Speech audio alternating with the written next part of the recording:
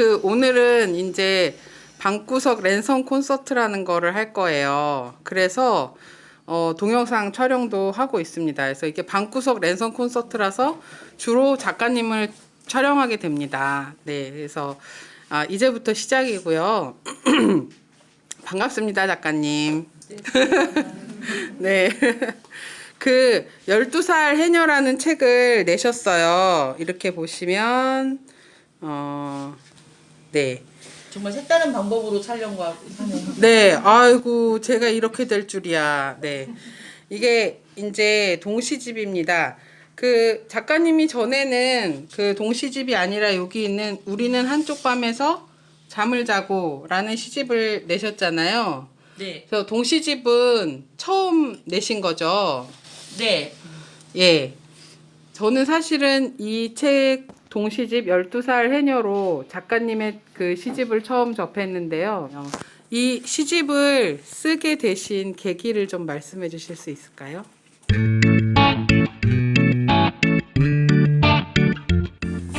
이 질문 들으면서 앞으로의 북 콘서트를 코믹 버전으로 해야 되나 아니면 진지한 문학인의 자세로 해야 되나 굉장히 갈등을 많이 하고 있었는데요. 코믹 버전으로 하도록 해나가겠습니다. 이 12살 해녀 같은 경우에는 저희 엄마가 우도 비양도 출신이에요. 그리고 우도에 있는 작은 섬 비양도 출신이고 그곳에서 12살의 해녀가 됐대요.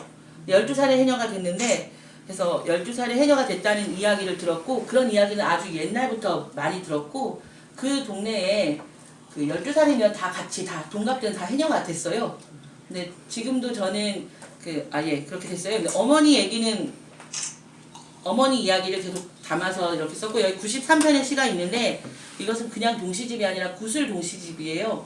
그래서 85편은 어머니의 이야기를 그냥 그대로 실었고 8편 정도는 연출해가지고 제가 쓴 그리고 저도 쓰고 싶은 이야기들이 있는데 쓰고 싶은 해녀에 대한 상상력, 판타지 막 이런 것들 있는 것들을 쓰고 싶은 것들은 다 빼고 어머니 이야기로만 계속 담았습니다.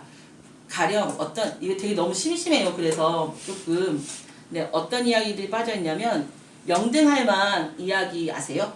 영등할망 제주도에 바람신이 이렇게 와가지고 한 15일 정도 영등할망이 들어올 때는 바다에 나가지도 않고 어구를 고치거나 이렇게 하는 그런 영등할망이라는 그런 바람이 불잖아요. 영등축제도 크게 하고 근데 자료를 읽다 보니까 영등할망이 들어왔다가 나가는 구멍이 우도 비양도 진물각이라는 바람 똥구멍이 엄마 고향에 있는 거예요. 그러니까 그게 되게 재밌잖아요. 그러니까 여기 시집에 아마 바람 똥구멍이라는 시를 작가이기 때문에 엄청 넣고 싶었을 거예요. 바람 똥구멍 제목도 재밌고 야 영등할망 똥구멍이 어떻게 사람들이 똥구멍이라는 걸 생각했자면서 어머니한테 그 얘기를 물어보니까 어머니는 당시에 어린아이였고 그때는 뭐 굿이나 뭐 당이나 이런 이야기들이 이렇게 수거된 적도 없고 어머니는 그런 당에 대한 설화를 들으면서 자란 기억이 없는 거예요. 그렇죠. 나중에는 학자들이 이렇게 연구하고 이렇게 했으니까 난 그런 거 들어보지 않았는데 어머니가 안 들어봐도 거기에 남아있긴 하잖아요. 그래서 엄청 고민을 했어요. 엄마가 안 들었어도 있었으니까 쓸까? 그런데 여기는 엄마 얘기만 넣기로 했는데 어떻게 할까? 이렇게 되게 고민을 했는데 결국은 어떻게 시집을 기획할 때 아휴 됐어. 아무리 좋은 이야기나 이런 것도 있어도 다음에 쓸 기회들이 있겠고 또 누군가 쓸 수도 있고 괜찮겠지 하면서 그냥 어머니 이야기만 슴슴하게 넣기로 작정을 하고 좀 썼어요. 그래서 그렇게 처음 이렇게 구성할 때는 너무 어머니 얘기만 해가지고 너무 슴슴한 거 아닌가 너무 조미료를 넣지 않았나 이런 생각이 들었는데 다 지나고 나니 그냥 오로지 어머니 이야기만 뭐 다른 소재거리가 있어도 어머니 이야기 중심으로 넣은 게 더 진정성이 있지 않을까라는 생각이 들었어요. 조금만 더 설명을 하자면 이거 진짜 오락부장 컨셉이 아니라 코믹 버전이 아닌데요. 조금 더 얘기를 하자면 저는 여민의 활동을 하고 있는데 여민 활동을 하고 있는데 4년 전부터 4.3 70주년 그때부터 생존자 할머니들을 찾아가는 인터뷰를 하게 됐어요. 그게 어떤 계기였냐면 여성민우회에서는 이제까지 70주년에서 4.3 자료들을 쭉 읽어보니까 여자들의 생활 기록들이 너무 없는 거예요. 그러니까 여자들의 육성 기록들은 많은데 정작 여성들의 생활 이야기들은 막 없는 거예요. 예를 들면 당시의 생리를 어떻게 처리했는지 그런 뭐 이런 식의 일상들 있잖아요. 그런 것들에 대한 것이 없고 또 그 제주도에 여러 고난이 있었을 텐데 성폭행이나 그런 것들을 직접 당했다는 육성 고백 같은 게 하나도 없었던 거예요. 그래서 야심차게 뭐 국민위안부 막 이런 자료 찾듯이 그 성적 학대나 이런 것들을 피해를 본 분들이 분명히 있을 텐데 기록으로 남아있지도 않고 그런 문화들 이런 것들이 거의 없고 심지어는 어떤 기록에는 그 제주도에 있는 여성들은 서북청년단에 들어왔을 때 너무 조화롭게 잘 활동해서 결혼도 많이 하고 자식도 많이 만들고 이렇게 하면서 잘 자리 잡았다라고 기록이 돼 있는데 그런 것들 좀 의심해 볼 수가 있잖아요. 그래서 자료를 조사를 하기를 시작했는데요. 그 사상 기록지에 천인 자료집이 있는데 남자 540명, 여자 460명 정도가 기록이 돼 있어요. 인터뷰는. 근데 내용은 540명의 남자들은 우리 아버지가 이렇게 죽었고 우리 누구 형님이 이렇게 죽었고 이런 식의 얘기들 쭉 늘어놓으세요. 근데 여자들 460명 거의 수치는 비슷한데 여자들도 460명이 우리 아버지는 이렇게 죽었고 우리 오빠는 이렇게 죽었고 다 남자들의 피해들만 이렇게 이야기해서 천인들은 남자 여자 성비가 비슷한데 전부 다 남자의 기록들만 이렇게 있는 것들을 읽고 조금 문제가 있지 않을까. 이것들 여자들의 이야기는 누가 기록하지? 이런 식의 문제의식으로 그 활동을 지금 4년째 한 10명의 사회학과 그 교수는 아니고 박사과정 사람들이랑 작가분들이랑 이렇게 계속 해마다 그 4.3 당시에 10살, 15살 막 어린이들 이런 분들의 이야기들을 구술 체록 작업들을 하고 있었는데요. 그 구술 체록 작업들을 하면서 굉장히 많은 것들을 알게 됐고 그분들이 엄청 씩씩한 10대였다는 걸 알게 됐어요. 그런 이야기들 듣다가 우리 엄마 이야기도 좀 구술을 해야 될 것 같은데 우리 엄마 이야기도 해보자 라는 생각을 했고 그런 영향을 끼쳤는지 모르겠지만은 12살의 녀는 여기 기획이 말하면 일하는 할망들 시리즈라는 책으로 기획이 됐거든요. 해녀 시집이기도 하지만 그 4.3 때 아버지 오빠들 다 죽은 집에 남은 것은 어머니랑 어린 여자들 이분들이 집에 제사 다 지내고 집안 살림 다 가꾸고 반일하면서 그 집안의 토대를 계속 유지해 온 거예요.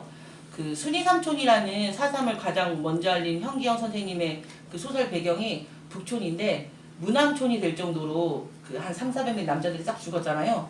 근데 정작 그 곳에 들어가서 그 여자분 할머니들의 이렇게 이야기를 들어보니까 남자가 거의 사라진 그 마을을 다시 재건하거나 이끌어간 건 거기에서 10대 때부터 부모님 없이 자란 여자들이 자라서 이웃 동네에서 남자가 장가 와서 거기 자리에서 정착하면서 농사도 짓고 하면서 마을을 계속 이어나간 그런 생각해보면 그렇게 될 가능성이 있었는데 그래서 그 여자들의 그런 모습들이 있더라고요. 그런 것들을 누가 기록을 하겠습니까? 그래서 그런 것들을 기록해 나가는 일들의 연장선에서 이렇게 했던 것 같아요. 나름 페미니즘이 뭔지 모르겠지만 나름 페미니즘 시집이라서 앞으로 12살 해녀를 시작으로 일하는 할머니들을 기록하는 그런 시집들이 좀 나올 것 같아요. 두 번째로 기획되고 세 번째로 기획된 책들이 있는데 지금 예정된 것은 그 애월 쪽에 18살 때 그 간호사 시험 같은 걸 봐가지고 그 애월 쪽에 애를 1000명을 받았다는 산파 할망의 이야기 이런 거 지금 90몇 세시더라고요. 산파 할망이나 뭐 반일하거나 여러 가지 일하는 할머니들의 이야기도 굉장히 많을 거예요. 그 동네에서 그런 기억들. 그래서 할머니 이야기들을 좀 많이 기록하고 그렇게 하는 작가분들을 만나서 작업하고 싶습니다, 선생님. 그래서 일하는 할머니들을 구슬 동시집을 지역 출판 항구루에서 같이 기획하고 있으니 관심 가져주셔서 쓰시고 싶으면 같이 씁시다. 여기에 여기 이렇게 나와 있는데 제주도 서귀포에서 태어났어요. 스무르라는 작은 마을에서 자랐어요. 저희 인사말이 여기가 스무르 아니잖아요. 여기가 스무르예요. 바로 옆에 스무르고 10가구 정도가 모여 사는 마을에서 바닷가와 가장 가까운 집에 살았고 정숙, 영숙, 희숙, 신숙 그리고 막내 아들을 낳은 기동과 옥기 부부 사이 넷째 딸로 태어났어요. 그래서 제 소개를 하고 있는데 여기서 중요한 포인트는 정숙, 영숙, 희숙, 신숙 그리고 막내 아들 이름을 안 적었다는 거. 예. 여기가 페미니즘 시집의 거의 처음이라고 볼 수 있는 아들 이름 같은 거 기록하지 않아도 이 시집을 다 설명할 수 있다라는 그런 기획의도를 가지고 12살 해녀를 썼습니다. 지금부터 진지하게 오락 같은 느낌인데요. 이 여기에 등장하는 고우키라는 해녀는 엄청나게 흥이 많은 어머니세요. 지금은 74세고 여기 시집에도 있겠지만 그 저희를 외할머니께서 너는 해녀 되지 말아라. 학교 가라. 이렇게 중학교를 보내놓으니까 중학교에 딱 입학해 보니 그 동네에서 중학교에 입학한 여자는 교장 선생님 딸이랑 자기밖에 없었대요. 다 남자들. 그러니까 여자는 2명밖에 학교에 안 간 거예요. 근데 아무리 자기는 해녀하고 싶은데 바닷가에 친구들이 더 많고 해녀 될 생각은 없었고 바닷가에 친구들이 더 많아서 창문을 넘어가지고 도망가 버리고 그래서 어머니께서 나는 중학교는 마당에만 갔다 왔어. 이렇게 하는 말을 그대로 담은 중학교는 마당에만 갔다 왔다라는 시가 있는데 그 시도 그대로 어머니 말했어요. 창문 밖 보면이 바닷가가 아이 오라 오라 해게 막 이렇게 하면서 막 그런 얘기들을 사투리 빼고 좀 이게 제주어를 지키는 게 아니라 해녀의 공동체나 어떤 그 어린 시절의 그 건강한 마음들을 다른 지역에 전해주는 게 더 우선인 것 같아서 좀 서울 말로 쉽게 표현을 했습니다. 이 오키라는 우도에서 태어나 해녀가 돼서 오남매를 낳은 이 어머니께서는 우도였을 때 오락부장이었고 그리고 체육대회 때마다 항상 앞에 나가서 이렇게 응원단장을 하신 어머니였고요. 그 어머니께서 가르쳐 주지 않으셨지만 그 어머니의 자식들은 전부 다 자라 초등학생이 되었을 때 응원단장을 하고 오락부장으로 살아왔습니다. 오락부장 많이 하셨죠? 네, 제가 초등학교 때도 응원단장을 해서 중학교 1학년 때도 가을 소풍인가? 1학년 전체 가을 소풍 소풍 진행을 맡았던 것 같아요. 예, 진행을 맡아서 그랬던 기억이 막 나요.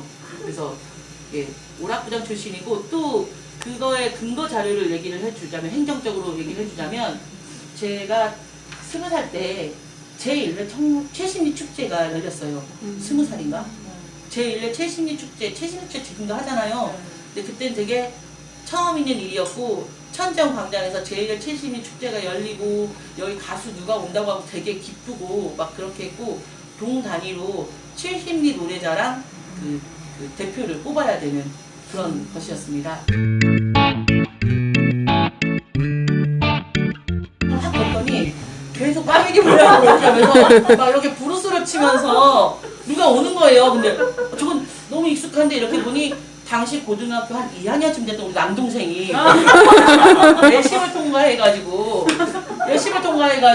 정장을 입고 이렇게 혼자지만 둘이서 춤추는 것처럼 와서 뚜껑을 부르면서 이렇게 예심 통과대로 왔더라고요. 성장하고 그런 흥이 많은 남동생이었고요. 여기서만 끝나면은 이런 얘기를 할 수 있는 특별한 이유가 없을 텐데 그렇게 남동생을 봤어요. 근데 저쪽에서 정말 더 익숙한 이런 사람이 그 찬조 공연팀으로 이렇게 오는데 그분들이 어떤 분들이었냐면 해녀팀. 그 해녀들 최신리 축제 때 그때는 그 1회 축제 때는 해녀들이 막 이렇게 수영, 쇼 뭐 이런 것도 하는데 공연에 잠깐 틈을 내서 어머니들이 막 이렇게 나와서 해녀 아줌마들이 춤추는 걸 나왔는데 그날 최신리 축제 때 어머니께서 저한테 이 모자 좀 빌려주라 이렇게 했어요. 근데 그 모자라 함은 제가 20살 때 그래도 여러 군데 막 놀러 다니고 했을 때 서울 어딘가에 산 모자 번거지 모자에 끈이 아주 여러 개 달린 왜 달려있는지 모르겠지만 좀 독특한 모자였어요. 그래서 그걸 사가지고 쓰고 다니기도 하고 이렇게 했는데 어머니가 그 모자를 빌려갔어요. 왜 빌려간다고 하지? 했는데 저쪽 편에서 어머니께서 그 모든 끈에다가 텐콜라, 예, 텐콜라 같은 것들 전부 다 묶어서 돌을 들어가지고 저쪽부터 어머니께서 모자를 흔들면서 깡통을 막 이렇게 흔들면서 이렇게 오시는 딱 이렇게 어머니 찬조 공연, 동생은 본심에 올라갔지만 동생은 탈락, 저는 거기에서 그 인기상을 받아서 이렇게 행정적으로 제1회 최신리 노래자랑 인기상 김신수 대표를 빛냈던 그런 오락부장 출신 작가입니다. 예, 우리 집에 네. 와. 네. 그런 흥이 많은 그런 집이에요. 네. 네.